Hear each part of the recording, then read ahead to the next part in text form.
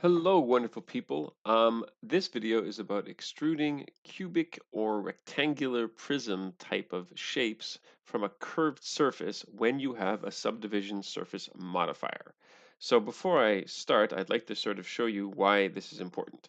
So I'm going to get rid of these examples for a moment, and I'll just show you something. Let's say you have a model like this. And I'll just go to, let's say you have this model, and I'll get rid of this, well, ignore this pink creasing for now.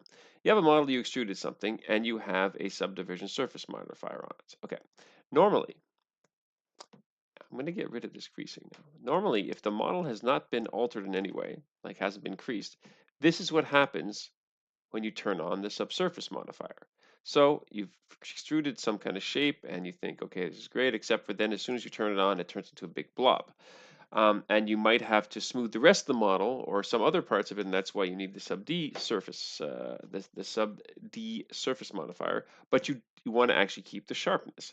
So how do you actually do this? Well, the first most obvious way to do this is, as I turn this off, is to use creasing.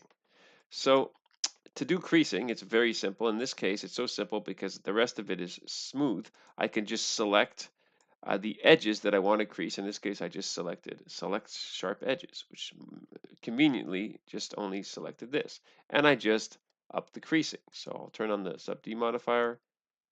I crease that, and suddenly I now have my sharp object back. The problem with this is that, first of all, the creasing may not be supported in other programs. So other programs might not even recognize this creasing, and it might go back to an uncreased version.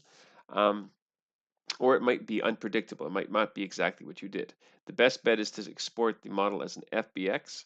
That tends to work pretty well. The second problem is that the creasing is not very realistic because a crease creates a completely 90-degree angle or a completely sharp angle with no beveling. So it might be fine, it might be no problem, but it might not be good enough for something that's supposed to be a bit more realistic. So let's look at the next option.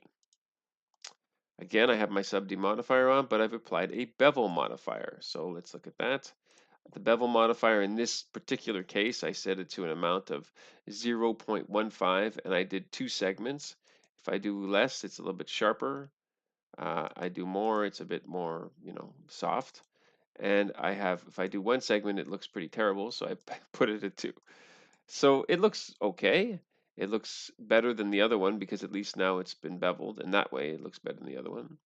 But the transition between the cylinder, the curved part, and the sharp part isn't great, and it looks a little bit weird, and the topology is not fantastic. So if I find a version where I've applied the bevel, the topology, that's what it looks like with the modifier. That's what it looks like without the modifier.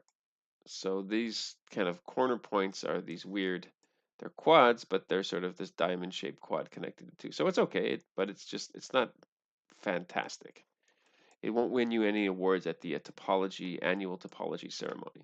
So, okay, but it still might work very well, and it's very fast to put a bevel modifier on. In this case, I applied it, but normally, until you apply it, you can just turn it on and off because it's non-destructive.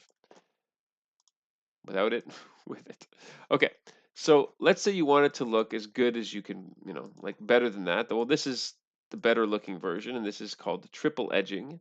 And my friend Mark Keach taught me this, and he's a modeling supervisor at ILM, and that's generally what they do there with their hard surface models, is when they want to keep the edges, they add supporting edges in this manner. So I'll turn off the modifier and I'll turn it to a very regular shading material. This is essentially what it looks like. That's why I said it was called a triple edge, because there's 3 edges for each sharp edge. So the middle one is the original edge. This, and then on each side is another edge. And with the modifier, it softens it. So the edges spread out and you get this basically beveled look, but it's a very controllable beveled look.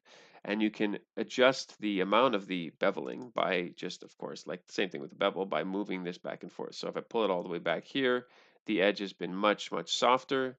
And if I move it more to the front, the edge is now extremely sharp. So that allows me to, it's very controllable, and the topology looks good. So there you go. So okay, I'm going to do a version of this just to show you the one method of making this triple edgeness. Okay, so I have a demo model that's ready. And what I've done is just created edge loops uh, in the place that I'm going to extrude it. So let's just say you want to extrude some, section like that. Great. Okay. So the first thing that I'm going to do here is I'm going to actually add some supporting loops on all sides of this square thing.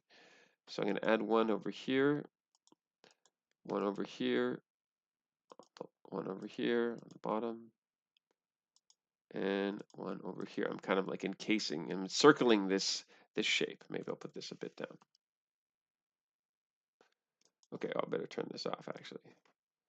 Okay, so now that I've done that, I'm going to select the area that I want to extrude, which is this, and I'm going to go up one selection level. So now I'm selecting this kind of barricade that I made before.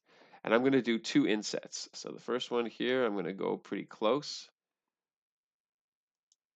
And before I do anything, I've noticed something is that since this edge loop is not the same distance, it's creating kind of a weird thing. Maybe I'll just make this one a bit more down.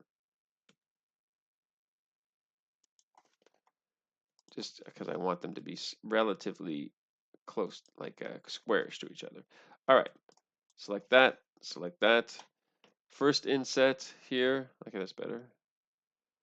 And then another inset like that. Now I'm going to extrude this. So I'm going to extrude Y. Now, having done this, you see that it's actually created the triple edging on the four sides. 1, 2, 3. That is the original edge, and now I have one on each side. By the way, I'm just going to squish this down so that it's flat. Okay. And I don't have a triple edge though on the front. See, I only have two there. And there I also only have two. So I'm going to add one more edge loop. Actually, I'm going to add three more. One of them is going to be in the middle of this big cubic thing as just a general support. And then this is going to be here on that side. And this is going to be here on that side. And I'll show you also why I put this middle one here. When I turn the subdivision surface modifier on, of course, it pushes these other ones back. If this is gone, it pushes them even more back. So having this one in the middle actually kind of helps. And even if I did this, you notice that adding those two loops in the middle is kind of making this a little bit more easy to control. I'll just do one though. Okay. So now I have the box thing, and it's all fine. I can probably, it's very tight. I kind of made it very tight, but that's okay. The big problem you see is that I have this weird buckle or this kind of flat area, which looks terrible. And I have to obviously do something with this because that's no good. So how do we deal with this? Well, I could manually do things by moving around the edge loops. And often that's what you have to do. But in this case, what I'm going to do is I'm going to use a version of the cylinder, just the cylinder itself, that I'm going to shrink wrap this onto. And this is a very, very useful technique that if you have the basic shape of the body, let's say it's a vehicle or something like that, before extruding the other parts, keep that shape without messing around with it and save it. And that shape can be used to shrink wrap when you have the actual model, which has stuff sticking out of it, but the body part that's untouched, you want it to be perfect. You can use that shape to shrink wrap the real model around. So the shape that I have is literally just a cylinder in this case because it's just a very basic demo. So I'm going to shrink wrap this part around that cylinders, and then I'm going to smooth it while it's being shrink wrapped. Okay, so first of all, if I'm going to only shrink wrap the cylinder part, I got to make a vertex group that's going to isolate the cylinder part. So I'm going to select this part here and invert the selection, and now make a vertex group that only includes the cylinder. Okay, now I can put a shrink wrap modifier, bring it up to the top, on top of the subdivision surface modifier, so that when you apply it, you know actually what it's going to look like. Put my group there, and then select, in this case, my cylinder was called target. And nothing much happens, as you just saw. I'll put it to project. Still not going to make much of a difference. Okay, so now what I want to do is I want to smooth it as it's shrink wrapped, and that will make a big difference.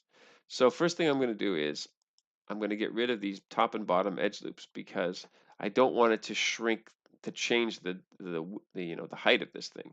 And if the model is already fairly complete, you might need to very strategically shrink wrap only certain areas. In this case, I'm just going to do the whole cylinder without this part here, because obviously I cannot shrink wrap this onto a cylinder because the entire thing will collapse, just the cylindrical part.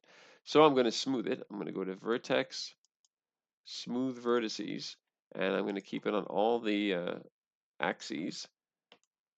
And now it does a pretty good job. You see, it's much, much, much better than it was before. I'll maybe even do it again. Smooth Vertices. Look at that. Now, the one problem you see is that the top and the bottom loops got all messed up this way. So what I'm going to do now is I'm going to just smooth these, but without the Z component. Hey, look at that. Okay, and now if I go back to it's pretty good.